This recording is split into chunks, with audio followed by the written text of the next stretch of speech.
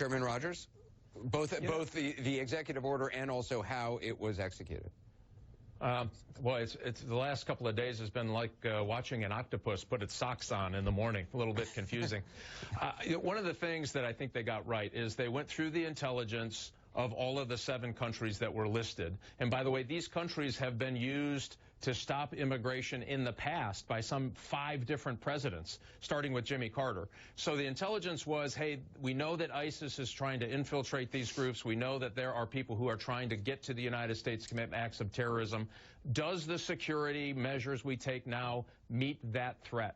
I would argue probably not, and there were some things to do. So a temporary ban for the purpose of reconfiguring your security measures through the processes of these 7 countries made a lot of sense to me. What didn't make sense was that lack of coordination on green cards, not knowing that you would, in fact, impact, but the way the order was written means you just you weren't inclusive enough people in the room to say, wait a minute, now we also have to take care of people who were risking their lives for the United States, serving as interpreters for our special forces in really dangerous places. We need to make sure they don't get caught up in this. That part of the conversation didn't seem to happen. But I will tell you, this fury around this thing doesn't get to the core element of it.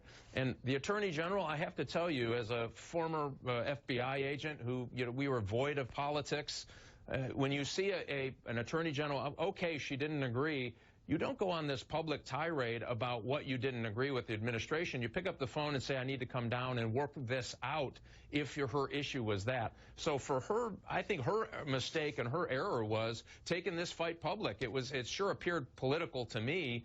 And candidly, she didn't have that right. She had the right to go down and disagree with the decision and the elements of implementation with the White House. She didn't have the right to go public on this, and that's why I think there are rights and wrongs all over this stage in the last couple of days. But Chairman Rogers, there are reports that the head of Homeland Security wasn't consulted. The Secretary, Rex Tillerson, Secretary of State, learned about it, in the last minute. Does that make sense to you? I mean, if you are rolling out a policy like this, I mean, the head of Homeland Security would seem to be one of the essential people you would want to weigh in, no? Oh, completely.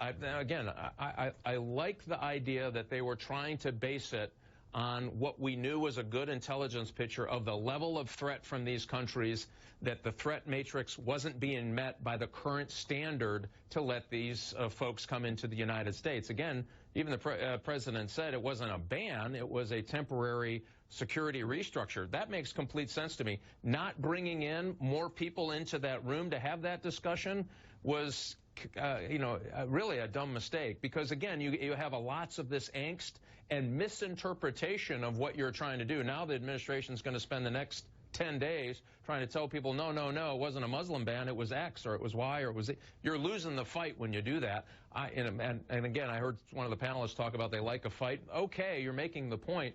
You were right on the policy of a temporary ban to fix the security problems, and they were security problems, no doubt.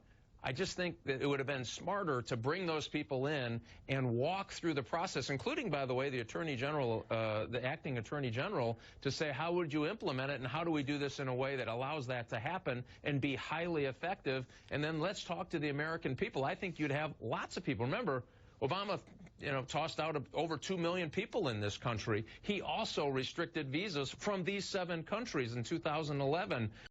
So sometimes how you do it is as equal as to the importance of the issue that you're trying to deal with. And I argue they had a great issue here because it was right. If you look at San Bernardino, the security issues that failed there never got fixed. They had the chance to fix them with this temporary security review. And again, the way they did it, I just didn't think took advantage.